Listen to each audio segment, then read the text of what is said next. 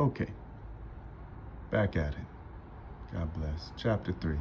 In the second week of the first Jubilee, Adam and his wife were in the Garden of Eden for 7 years, tending and keeping it. All of the trees were pleasant and fruitful, and there was no pain or labor. But in the second month, and on the seventh day, the serpent entered the garden and approached the woman. He asked, "Did God really say you must not eat from every tree of the garden?"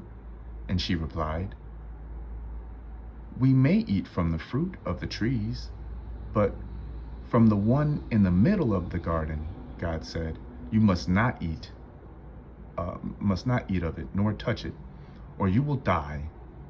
The serpent said, "You will not surely die, for God knows that when you eat of it, your eyes will be opened, and you will be like gods, knowing good and evil."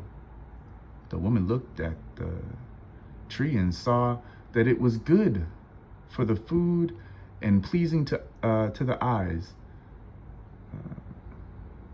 She took its fruit and ate. Then she gave some to her husband, and he also ate. Their eyes were opened, and they realized that they were naked. So they sewed fig leaves together and made themselves coverings. Then they heard the voice of the Lord God walking in the garden in the cool of the day, and they hid among the trees.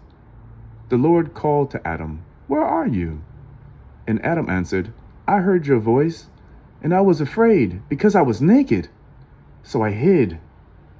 God said, "Who told you that you were naked? Have you eaten from the tree? I commanded you not to eat from the..." Adam replied,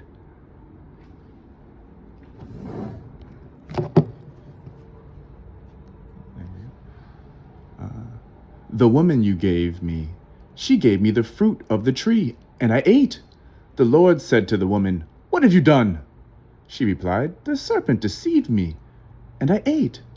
So God cursed the serpent and declared enmity between it and the woman, and between its offspring and hers. To the woman he said, "You will suffer pain in childbirth, and your desire will be for your husband, who will rule over you."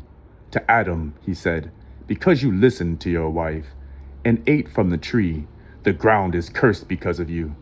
Through painful toil you will eat of it all your life." On that day he clothed them with garments of skin and expelled them from the garden to work the earth from which they had been taken. He placed angels at the entrance to Eden and a flaming sword to guard the way of the tree of life.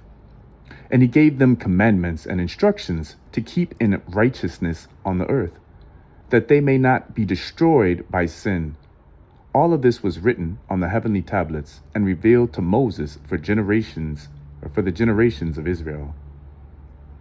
Chapter 4. Adam and Eve lived in the east of Eden. After being expelled from the garden, Adam knew his wife Eve, and she gave birth to a son named Cain. After some time, she bore another son, Abel. Abel became a shepherd, and Cain worked the soil. In the third Jubilee, during the second week, Cain brought an offering to the Lord from the fruit of the land. But the Lord did not accept Cain's offering with favor.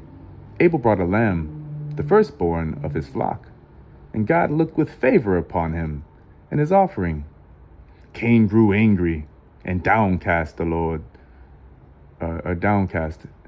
said to him, "Why are you angry? If you do what is right, will you not be accepted? But if you do not, sin is crouching at your..."